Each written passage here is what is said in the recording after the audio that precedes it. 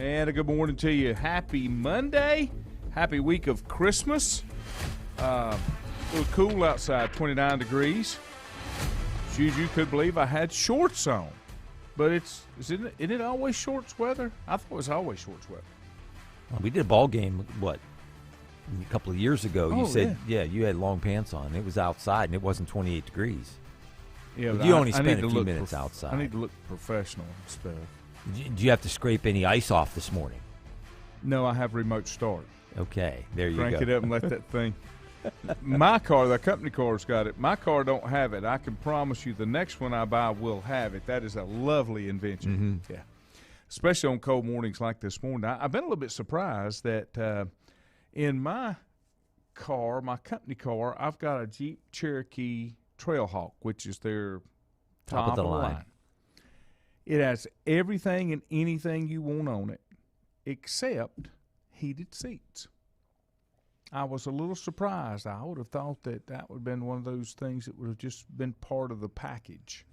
The biggest option that I have to have when I buy an automobile is dual zone climate heating control. And air. Climate control, yeah. Because my wife can't ride down the road with me if we don't.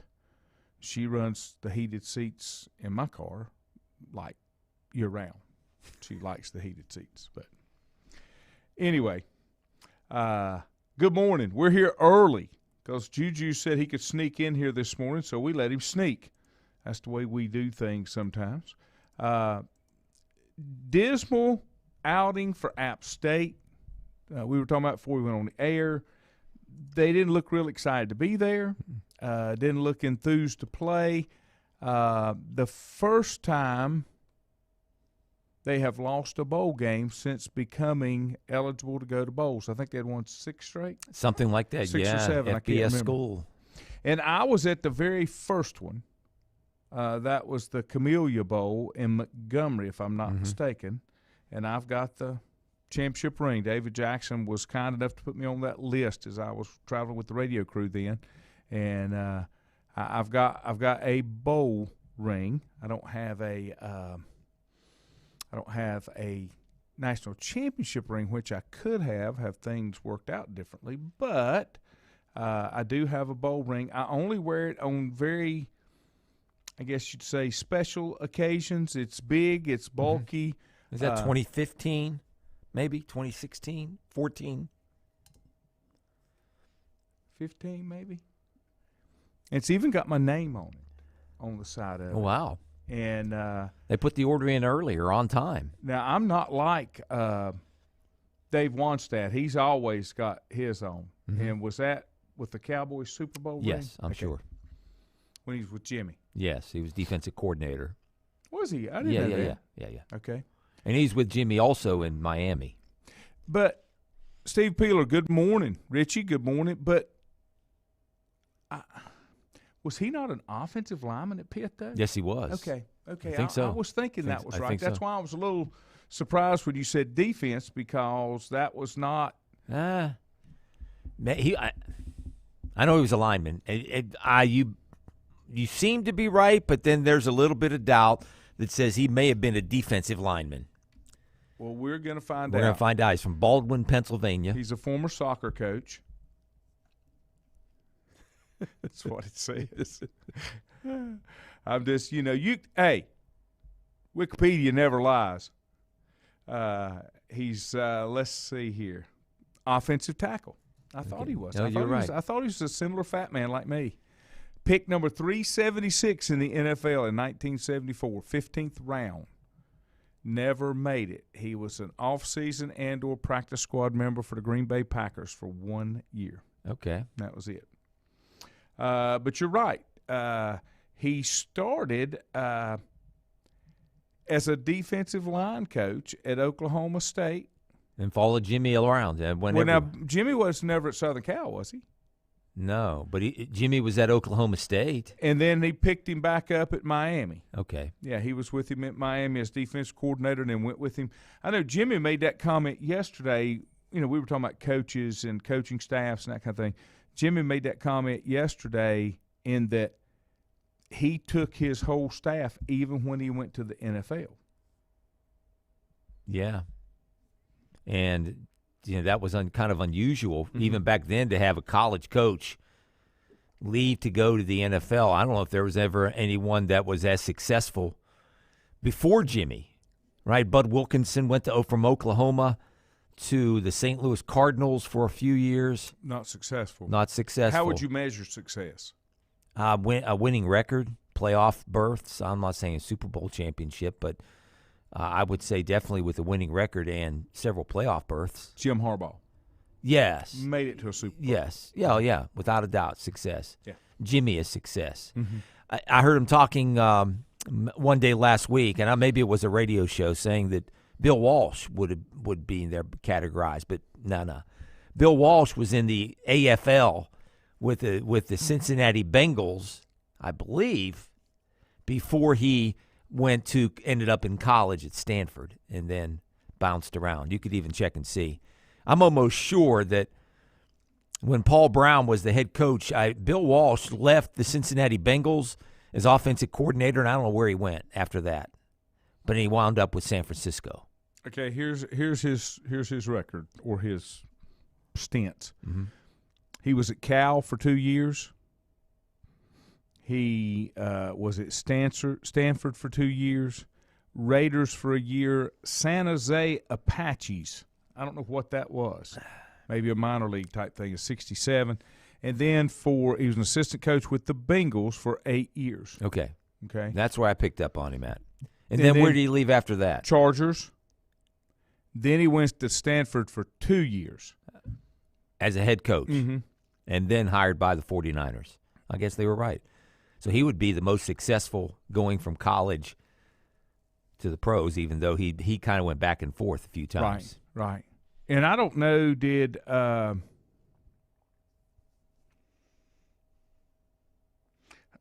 start in college or NFL coaching? No, I believe he started in he may have went through one of those programs for coaches, but I believe he started at a small school out in California. Okay. Fresno State, something like that. I don't exactly remember. Okay. Let me give you just an odd fact here, and there is a reason for bringing it up. We went from Appalachian to the NFL. Rabbit hole day. Bill Walsh played high school ball at Hayward High in San Francisco, and he played quarterback at the College of San Mateo for 2 seasons. John Madden. That's correct. Both John Madden and Walsh played and coached at the College of San Mateo. After playing at College of San Mateo, he transferred to San Jose State, where he played tight end, defensive end, and he also participated in intercollegiate boxing, winning a Golden Glove. Yeah.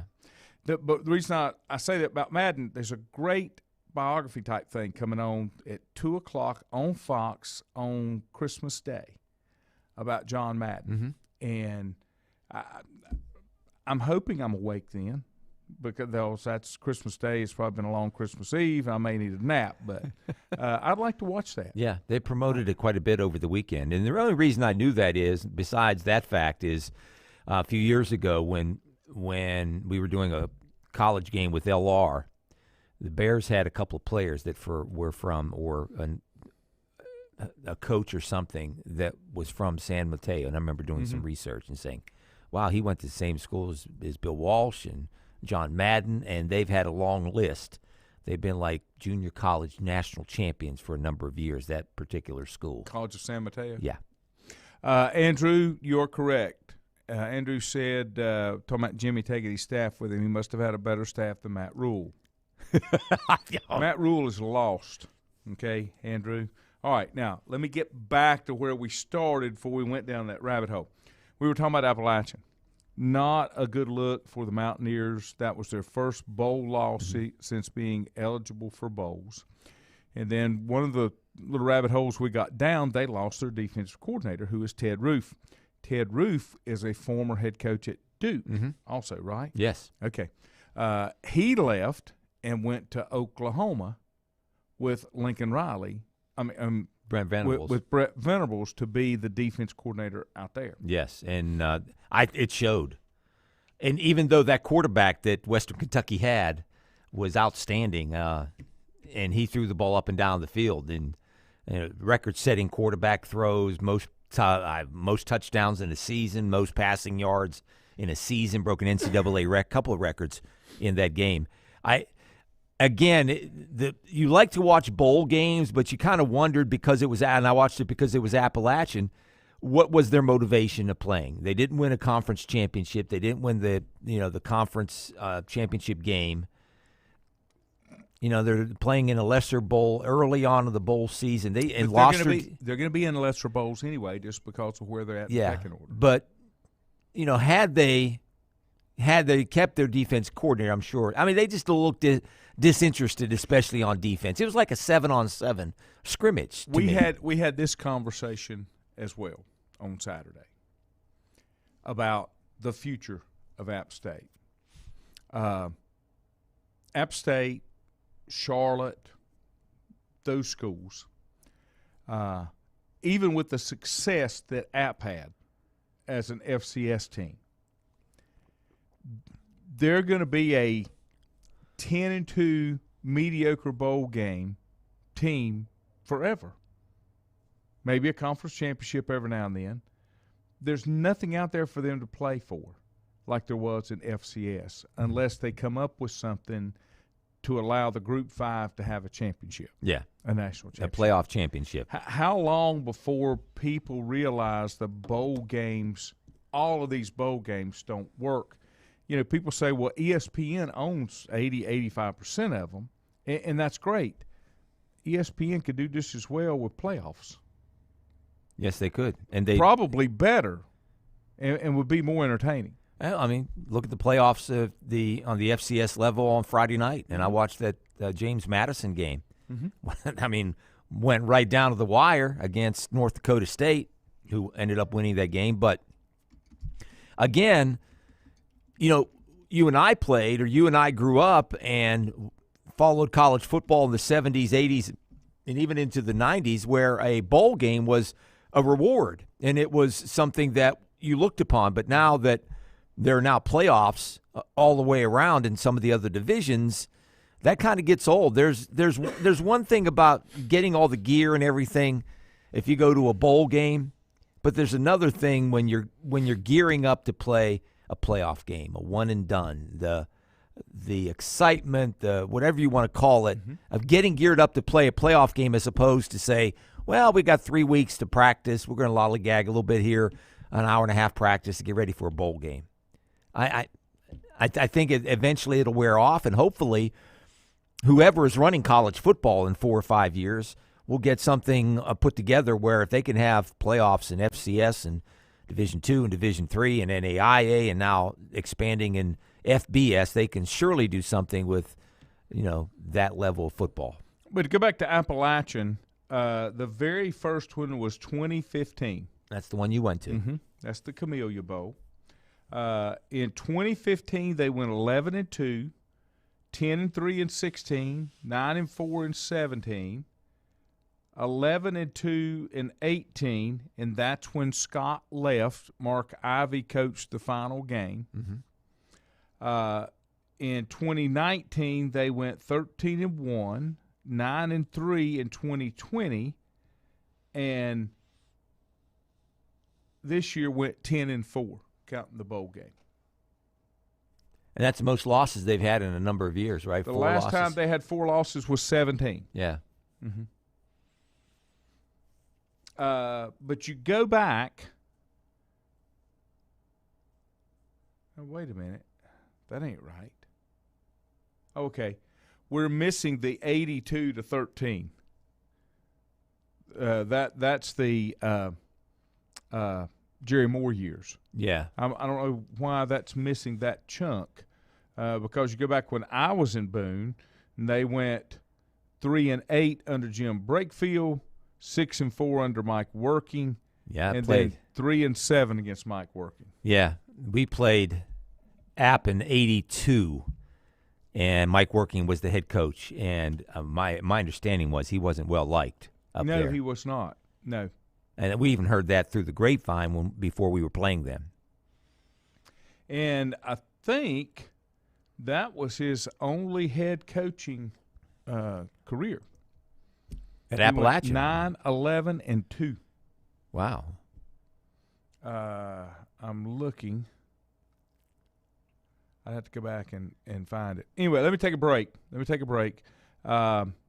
Just interesting how the bowl games have gotten started and not. It is. It's Saturday. There were more bowl games on than any other day. Right. From here on out. There were 6 or 8 bowl games. No other day is going to have that many bowl games in one day. When we come back, I'll update you on the newest NFL schedule. Got a doubleheader tonight. First game at 5 o'clock. I think there's a game tomorrow, and then you got Thursday, and then you got Saturday, and then you got Sunday, and then you got Monday. And then also, I think I saw there were 9 NBA games postponed. And hockey games, too. And hockey games, too, because of some corona outbreak. Let me take a break, and we'll be back. Untangling your headphones, finding the right remote, saying goodbye to your favorite shirt that hasn't fit in 10 years. Why are simple things sometimes so complicated? Thankfully, with auto owners, insurance doesn't have to be one of them. Auto Owners works with independent agents who live in your community and answer when you call, so you can worry about more important things, like finding a new favorite shirt. That's simple human sense. Call Mooney Insurance in Maiden or East Lincoln Insurance in Denver or visit mooneyinsurance.com.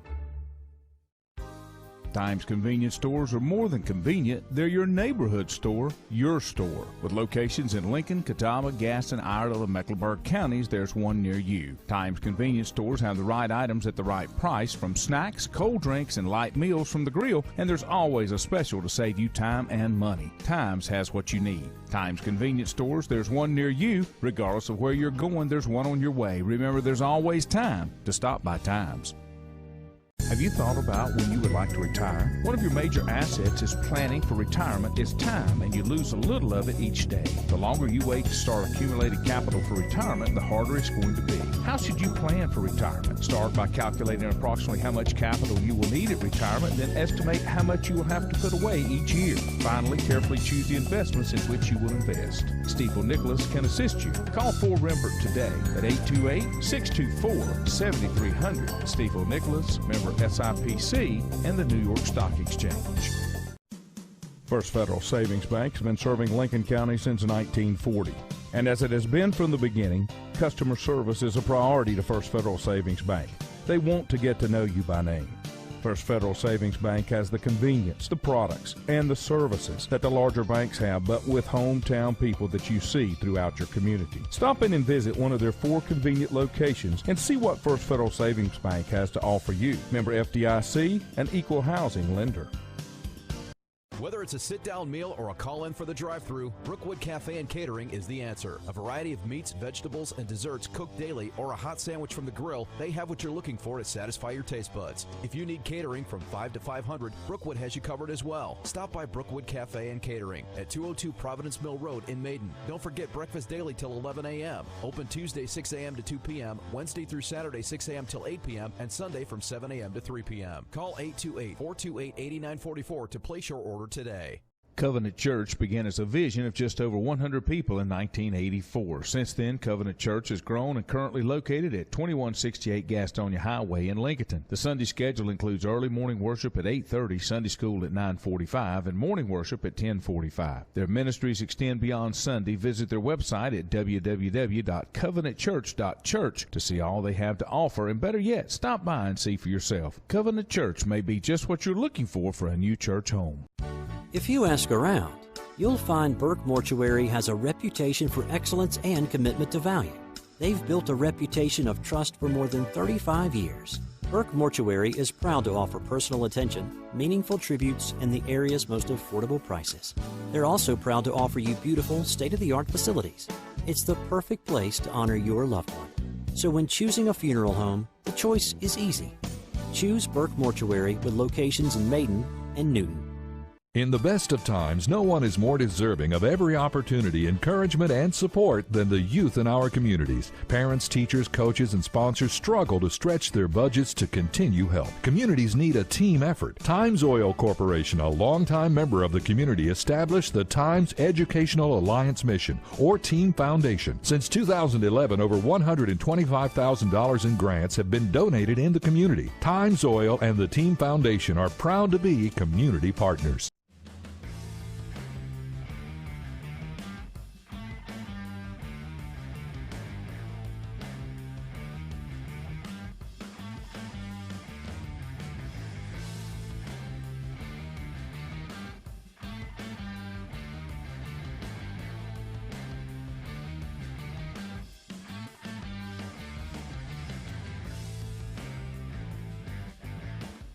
And good morning. Welcome back.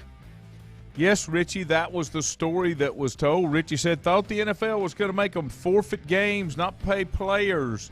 I think that's if they didn't go through the recommended league procedures and what am I trying to say? Protocols. Yeah, that's. I wonder if that's the number one word in the world now. Protocols. It probably is. It's used that more and than Fauci. anything else. That and Fauci. Yeah, you got Fauci. Now the NFL did come out yesterday, right? And they've amended the protocols a little bit. Is that right? What they're going to be doing, and if you're vaccinated and asymptomatic, you're not going to be tested. Going forward. That's so we can get through this. Yes. Which I never understood. I don't either.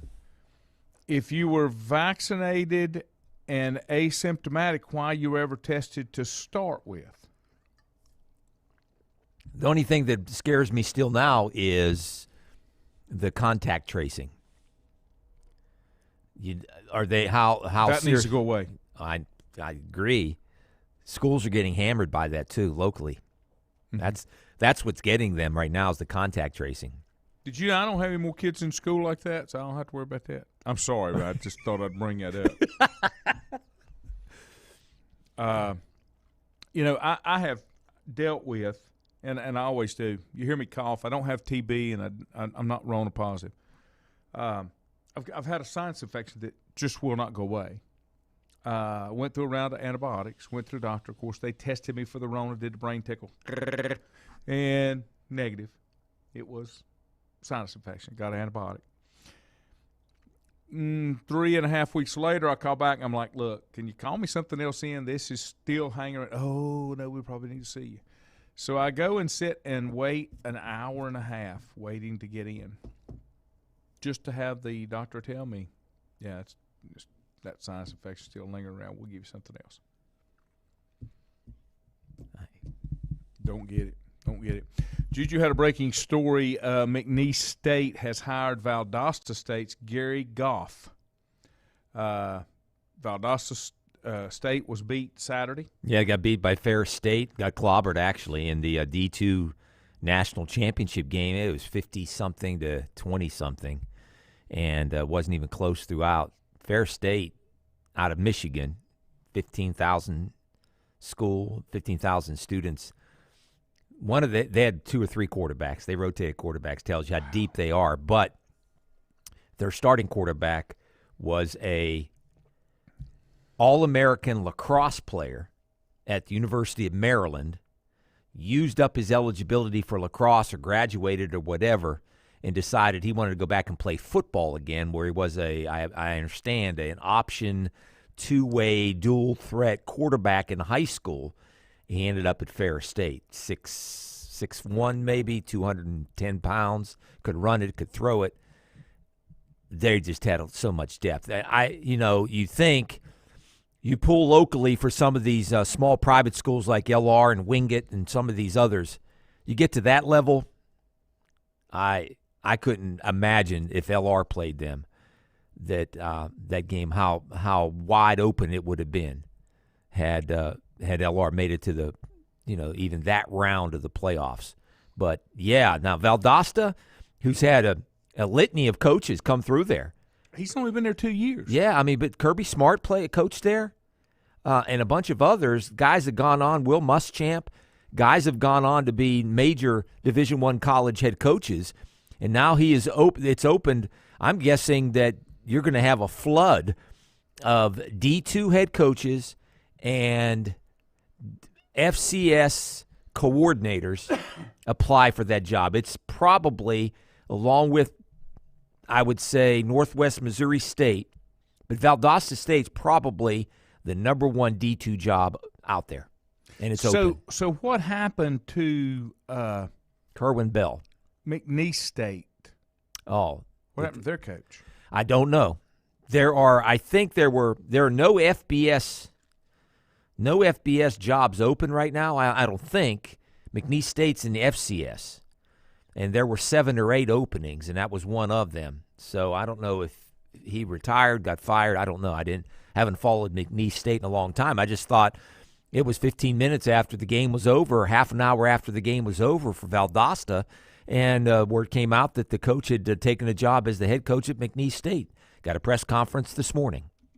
So I just thought that was kind of odd. It was kind of – I'm sure if you followed a lot of that, if you cared to follow that probably had already taken place and he'd interviewed and it was already a done deal before the game even started. That's exactly what it said. Yeah. That's exactly what it said. Now, I'm curious, like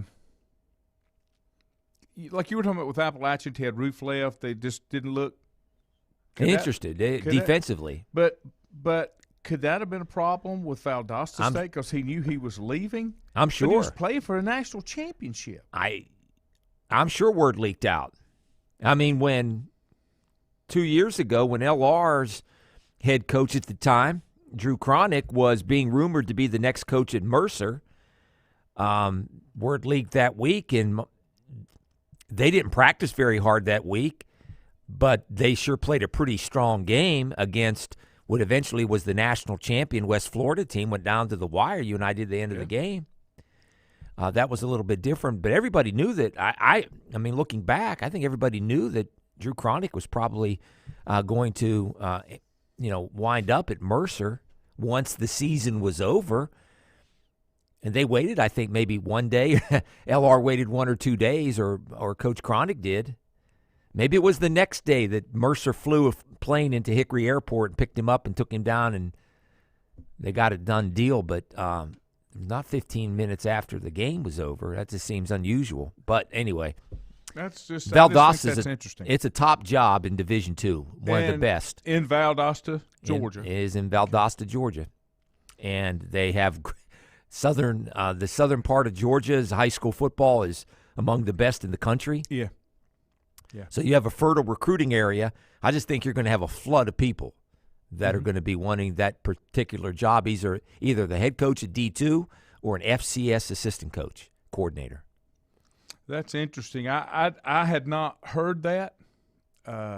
He is already up on the the staff directory as the head coach, though. But Valdosta's been through this before. They've gone through a bunch of coaches. This is like their third coach, maybe. And because it's used more of a stepping stone? I think so. Okay. Yeah, more than anything. Yeah.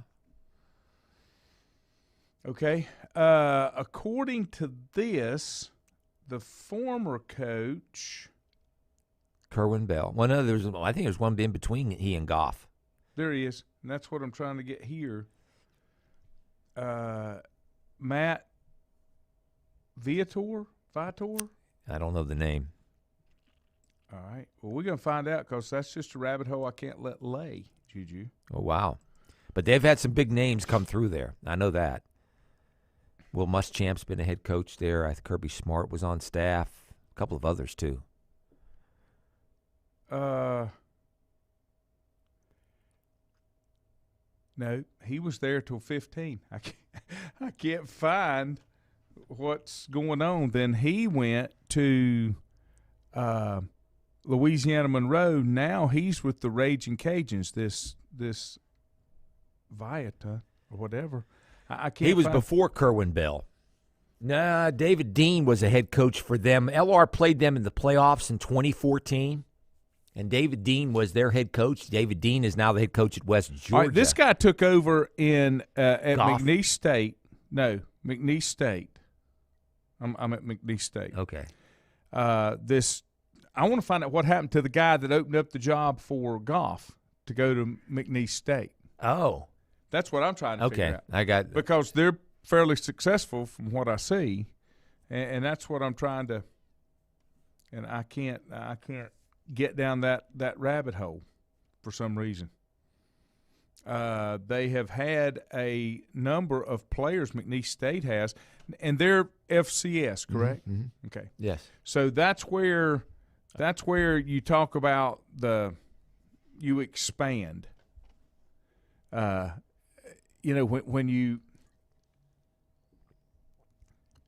are there certain, I guess, paths that coaches look at to take trying to move to the next level. It is usually stepping stone. You just move up a level, right? Or if you become a coordinator, then you move up. But it is, if you start out at D2 as a head coach, the next thing is obviously to go to a FCS school, lower level FCS school, and then if you can, upper level.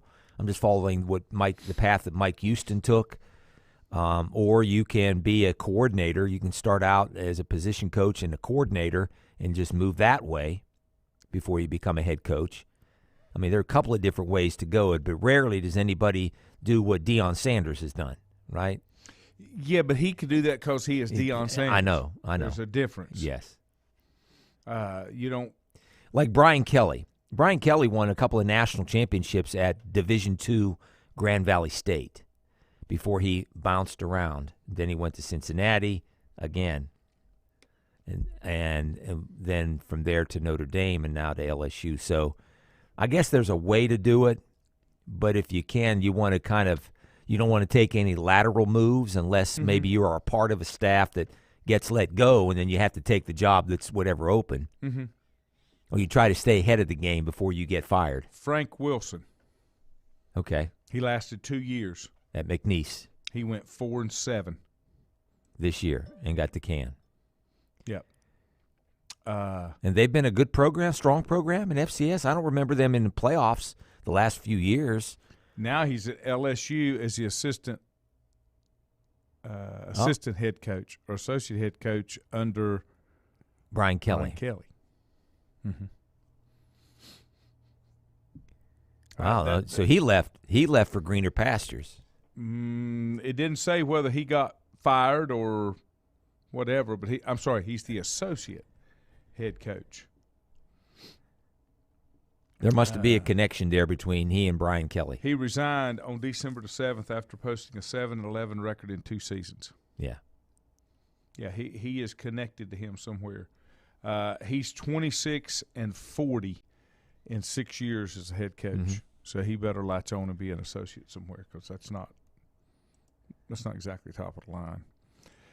Reading an article, Richie said Goff wasn't even on the short list for McNeese State. Oh wow! Yeah, I don't know what the path is, or it does bother me because I understand you got to do what you got to do for you, but it's a little bit selfish, I think, based on when kids sign.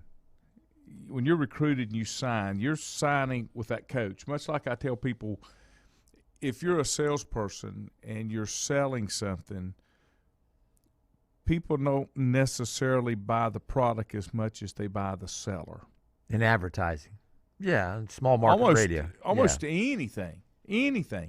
When I buy, if I'm looking to upgrade equipment and equipment is equipment, then I look for what kind of relationship. How much do I feel like I can count on this person if I have an issue?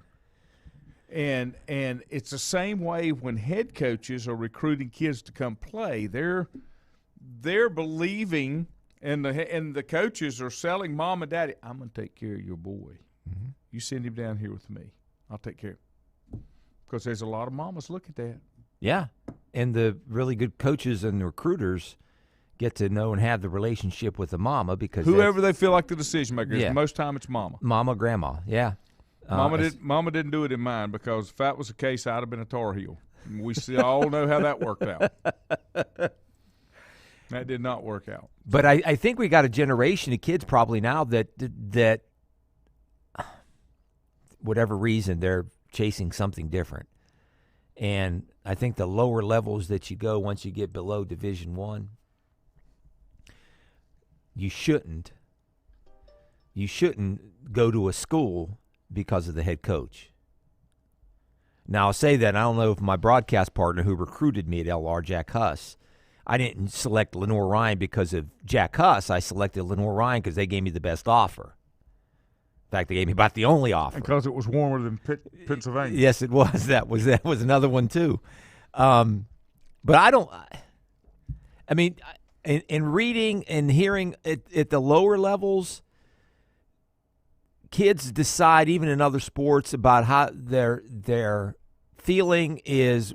What's it like? What's the culture? What's the community like, especially at a small school? Clemson was Lincolnton on non-game days. That's why I liked it. Okay. Downtown Clemson was Lincolnton. Okay. It's just a little small country town out in the middle of nowhere. Yeah. Second largest city in South Carolina on home game Saturdays. But other than that, it was just, a little two-way street through town. I grew up in a town about the size of Maiden, and when I came to LR, it was like going and I lived 30 miles away from a town that was about the size of Hickory. So, yeah, I thought I was going to the big city myself, and I kind of liked it. I didn't like State because the campus was intertwined with the city. I didn't like that. Kind of like Chapel Hill, same way. At Clemson, it was its own thing. Yeah. Duke, I didn't like Duke because I was the only English-speaking American that looked like that was going to be there at the time. It was predominantly non-North Carolina students, and that's fine. That was just quite a culture shock for an old country boy from Lincoln County. Yeah. That nobody at my high school was lined up to go to Duke. Okay. They were going to other places, but not going to Duke. And there's a kid from Catawba County at Duke right now. Who's there? The Johnson kid, Brandon Johnson, played at Newton Conover. Okay. Defensive back, played on special teams this year as a true freshman. But you look at a lot of kids now, and you're right. I think they do go for the program, but also the head coach and the path that they think they can get to play in the league. And especially if you're going to play for Dion. Yeah. If you're not sure what the motivation is there, I can tell you what the motivation is there. They're thinking Dion, and especially a wide receiver, defensive back. But I can't imagine an offensive lineman going there. And he picked up what on some boards was #1 recruit. Yeah. Well, Dion probably can help him with that if he's that good. But I go back and say, if you're that good, you can go anywhere and play and get to the league. Yeah. Right? Mm-hmm. Or am I missing something? No. Unless you want to be a pioneer and a trendsetter. I've always said, and I've said this over and over, if I'm not mistaken, we went either 3-7 or 3-6-1 my sophomore year. We went 0-10 my junior year. We went 5-5 my senior year, and I was recruited as a junior. We weren't good, but if you can play or they think you can play, they'll find you. Mm-hmm. And especially today, it's even easier. Yeah, kids think, well, I've got to go play for this team. I got to go play for this coach. If you're an athlete, they'll find you. And if you even if you are a marginal athlete and you love to play the game and you want to keep playing, there are more opportunities now than ever before. Before. Now you get the extra year. And that brings up a question, and I don't know if you know the answer. We can look it up if you don't. The quarterback at App State, has he got a year left? Yeah, he's coming back. Bryce. So he does. How did he Chase do Bryce. that? He got the extra year thanks to the NCAA. But he NCAA. He graduated from Duke, did he? I don't know that. Maybe he's getting. Thought maybe he was. He may have. He may have got. Maybe he's getting a graduate degree. I thought he spent 2 years at Clemson and 2 years at Duke, so I thought his eligibility was up. No. Plus, you get an extra one. I mean, a year at Duke and then a year at Appalachian. Okay, we'll look him up. We'll take a break. It's going to be 5 years for everybody now. Yeah, I say give him 8 or 10. Untangling your headphones, finding the right remote, saying goodbye to your favorite shirt that hasn't fit in 10 years. Why are simple things sometimes so complicated? Thankfully, with auto owners, insurance doesn't have to be one of them. Auto Owners works with independent agents who live in your community and answer when you call, so you can worry about more important things, like finding a new favorite shirt. That's simple human sense. Call Mooney Insurance in Maiden or East Lincoln Insurance in Denver or visit mooneyinsurance.com.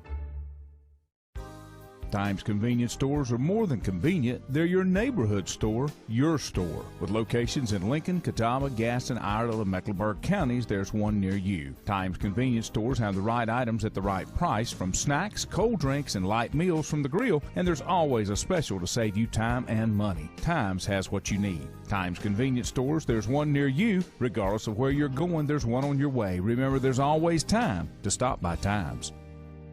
Have you thought about when you would like to retire? One of your major assets is planning for retirement is time, and you lose a little of it each day. The longer you wait to start accumulating capital for retirement, the harder it's going to be. How should you plan for retirement? Start by calculating approximately how much capital you will need at retirement, then estimate how much you will have to put away each year. Finally, carefully choose the investments in which you will invest. Stiefel Nicholas can assist you. Call 4 Rembert today at 828-624-7300. Stiefel Nicholas, member SIPC, and the New York Stock Exchange. First Federal Savings Bank has been serving Lincoln County since 1940. And as it has been from the beginning, customer service is a priority to First Federal Savings Bank. They want to get to know you by name. First Federal Savings Bank has the convenience, the products, and the services that the larger banks have, but with hometown people that you see throughout your community. Stop in and visit one of their 4 convenient locations and see what First Federal Savings Bank has to offer you. Member FDIC, an equal housing lender. Whether it's a sit-down meal or a call-in for the drive-thru, Brookwood Cafe and Catering is the answer. A variety of meats, vegetables, and desserts cooked daily, or a hot sandwich from the grill, they have what you're looking for to satisfy your taste buds. If you need catering from 5 to 500, Brookwood has you covered as well. Stop by Brookwood Cafe and Catering at 202 Providence Mill Road in Maiden. Don't forget breakfast daily till 11 a.m. Open Tuesday 6 a.m. to 2 p.m., Wednesday through Saturday 6 a.m. till 8 p.m., and Sunday from 7 a.m. to 3 p.m. Call 828-428-8944 to place your order today.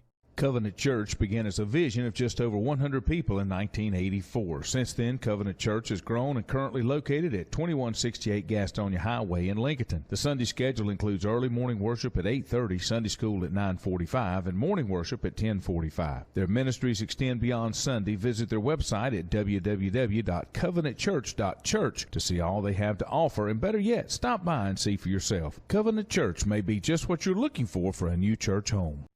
If you ask around, you'll find Burke Mortuary has a reputation for excellence and commitment to value. They've built a reputation of trust for more than 35 years. Burke Mortuary is proud to offer personal attention, meaningful tributes, and the area's most affordable prices. They're also proud to offer you beautiful, state-of-the-art facilities. It's the perfect place to honor your loved one. So when choosing a funeral home, the choice is easy. Choose Burke Mortuary with locations in Maiden and Newton. In the best of times, no one is more deserving of every opportunity, encouragement, and support than the youth in our communities. Parents, teachers, coaches, and sponsors struggle to stretch their budgets to continue help. Communities need a team effort. Times Oil Corporation, a longtime member of the community, established the Times Educational Alliance Mission, or Team Foundation. Since 2011, over $125,000 in grants have been donated in the community. Times Oil and the Team Foundation are proud to be community partners.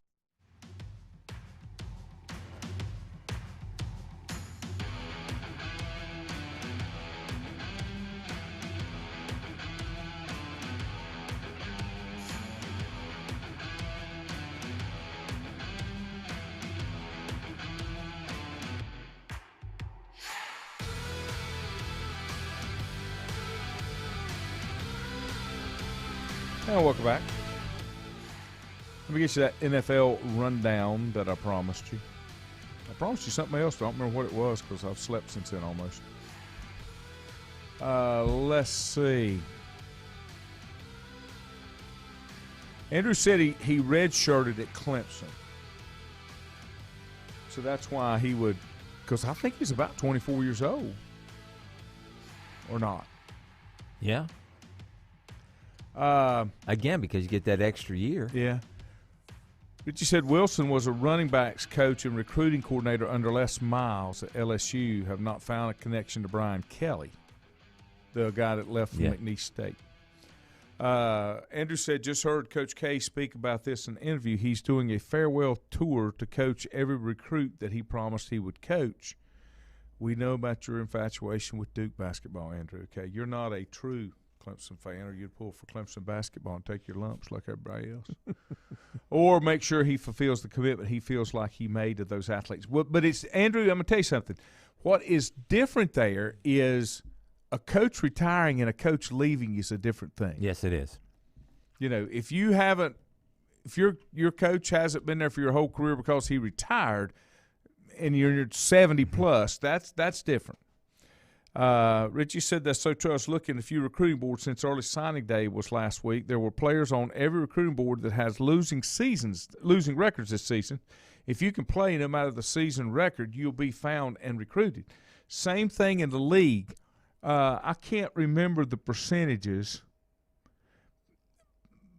but you would be dramatically surprised at the number of NFL athletes that are not D1 schools or D1 FBS schools, and especially some of the star players through history that have come from non-traditional powerhouse schools. So if you can play and they recognize it, and like I said, it's got to be easier now with Huddle. Everybody can get film on you. When I played and you played, we were 8-millimeter film that had to go to the bus station to Charlotte to be developed to come back.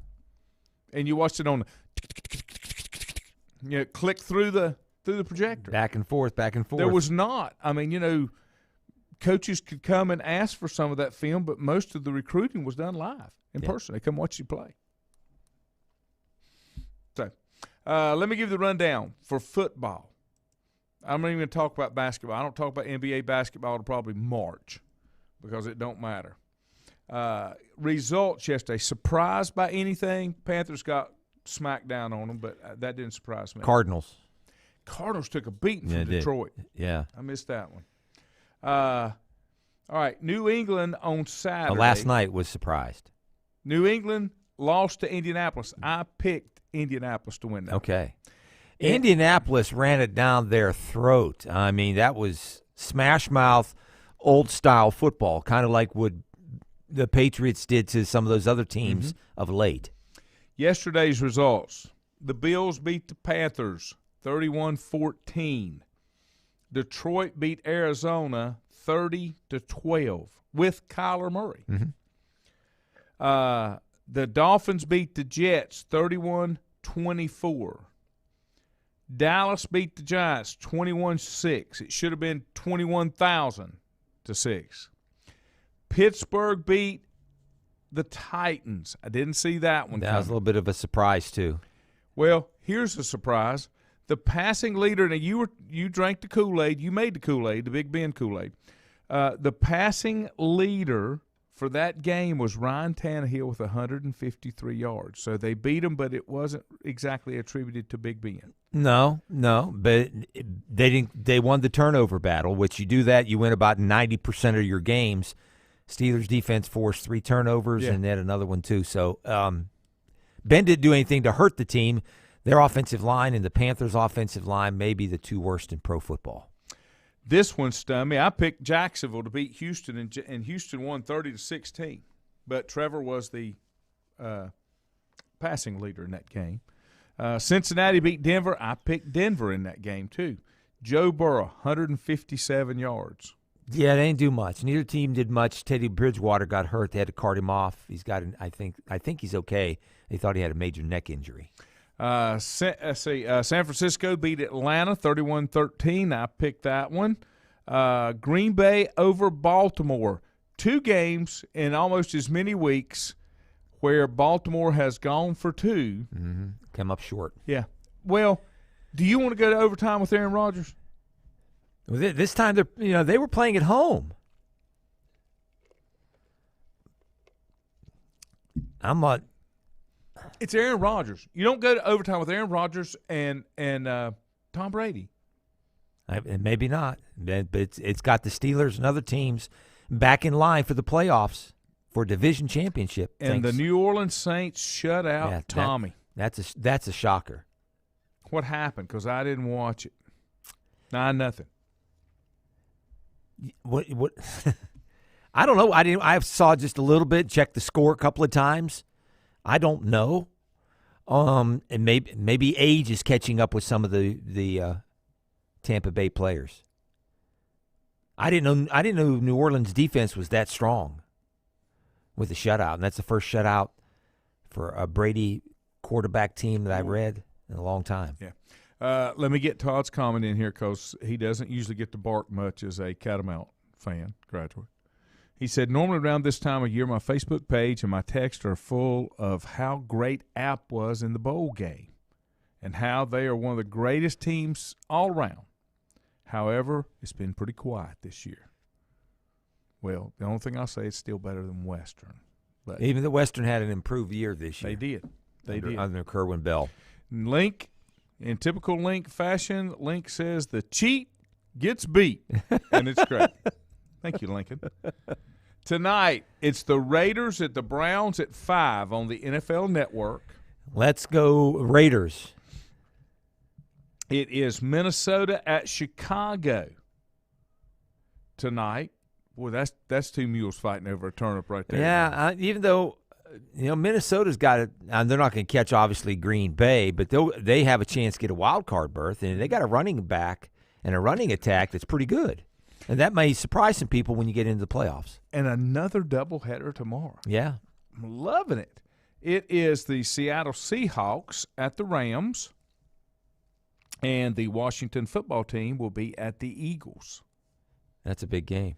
Mm-hmm. That second game. I'll run over the standings quickly just so you can see. I don't think – no, they don't have the playoff projection. There are no bowl games today, are there? I don't think so. I'll look and see you just 1 second. This is what it looks like right now if you look at the playoffs. In the American Football Conference, Kansas City, Patriots, Titans, Bengals, Colts, Jaguars, and the Bills, 7, correct? 7, yes. 7 from each side.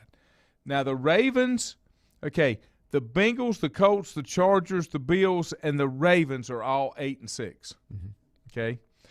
One game back, the Browns, the Steelers, the Dolphins, the Broncos at 7 and 7. Nah, Steelers are a half game back, 7-6-1. Oh, I do. Yeah, 7-6-1. You're correct.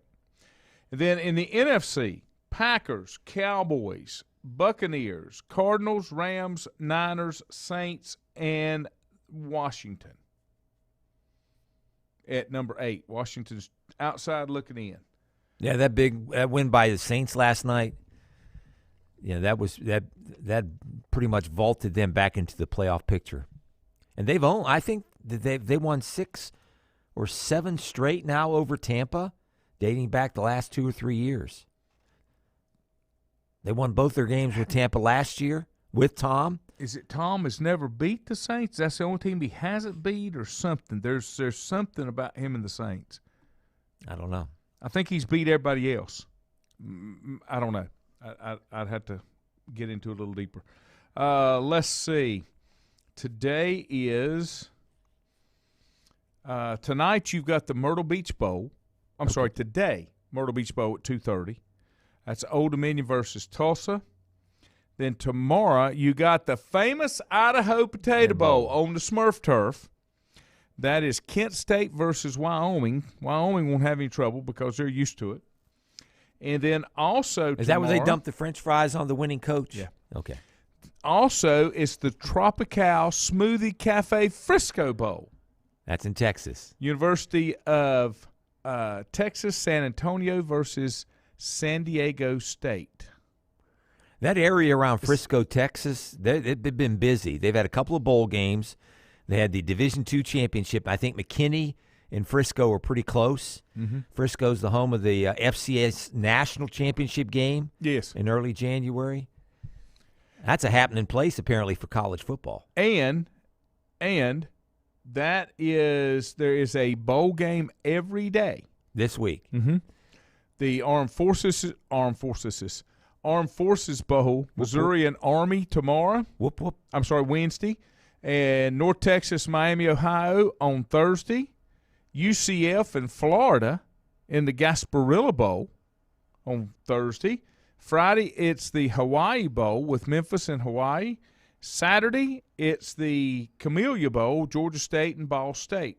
And then You've got them starting next Monday, Tuesday, so you got bowl games, got something to watch. I hate it when we have that many because then I'm so depressed when it's over. Yeah. Spread them out even more. And Todd says Schuler announced that he's transferring from App to Tennessee. Heath Schuler's son? Yeah. Yeah, I think I saw that. He's like the fourth generation Schuler that'll be going to Tennessee. I was going to say that's interesting that he would have went to App, must not got a look from Tennessee or something. No, yeah.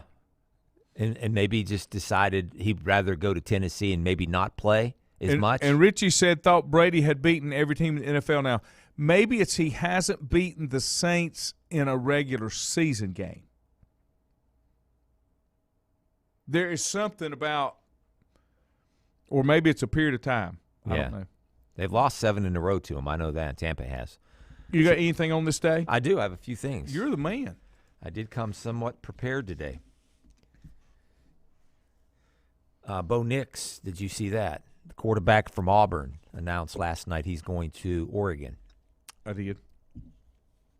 1921, baseball. Major League Baseball votes to return the World Series to a best of 7. Prior to that, it had been a best of 9, the World Series championships. Man. It's a little too much, I believe. I think so. 1966, the NBA awarded the Seattle Supersonics a franchise for the 1967-68 seasons. 1980, NBC broadcast the New York Jets win over the Miami Dolphins, 24-17. What made it unusual, it did not have any broadcasting. They did without any audio. First time that ever happened in. And what was this? 1980, the broadcast, I guess, history. The Jets beat Miami. First time they've ever had a game broadcast on NBC without any broadcasters. And why was that? They just want to try something different, I guess. That's bad. Yeah, I don't know why they did that. 1981, Cleveland Browns set a record for their franchise with 9 fumbles and 10 turnovers in a loss to the Bengals. 1981. 1985, Howard Cosell retired after 20 years. One of my faves. In TV sports with ABC Sports as well. 1946, Sugar Ray Robinson, boxer, crowned welterweight champion of the world for the first time. 1988, Brett Favre became the first quarterback in NFL history to throw at least 30 touchdown passes in 5 consecutive seasons. And I think, isn't Aaron chasing or close to some Brett Favre records? Yeah, I think last night. I think he tied or maybe broke his record for most career touchdown passes. Okay. Yeah, with one team. Dallas Cowboys played their final game at the old Texas Stadium in 2008 before they moved into Jerry's World, AT&T Stadium, 2008. December 20th, 2021. That's all I got. We lost NASCAR legend Junior Johnson in 2019 at the age of 88 due to Alzheimer's. Did you have any birthdays? I did not get any birthdays. All right, let me slide through here right quick, see if there's any that jump out at me. Just in passing, Tiger Woods and his son finished second in the PNC. I thought that was good. It was unusual. They wore the same kind of clothing and everything, but had the same mannerisms. Oh, yeah. Born on this day in 1942, Bullet Bob Hayes. Okay. Fastest man in the world. Well, we lost him in 2002. 2-time Olympic gold medal winner in the 100 and the 4x100 relay in 1964. And was he 68 as well, or just 64? Those are Mexico City, I believe. That sounds right. I guess it would have been 64 to 68. Nate Newton, Dallas Cowboys, born on this day in 1961. Former Panther. Stop it. I can promise you it's not even listed, okay? What did he play for them for a cup of coffee? 3 games, 4 games? Bobby Fields played for the Cleveland Cavaliers, Charlotte Hornets. Mm-hmm. And the bad thing, the notable thing with him is he was the one drag racing when, what was the other player that got killed? I can't remember, on the Tyvola Road extension. Yeah. Bobby Phills is the one that Yeah. comes to mind. Yep. Was that in the late 80s, 90s? I don't remember now. Everything seems like it's yesterday, and then I find out, no, it's 100 years ago. Let's see. Anybody else? Nope. That's all I got. Slow day in birthdays today. Richie said he thought that John Daly and his son was the one that won it. Okay. They were in it. I don't know if they won it. I did not see Now, his son is considerably older than Tiger's, if I'm not mistaken. John Daly. Yeah. I believe that's right. All right. We're out of here. Have a great day. See you tomorrow.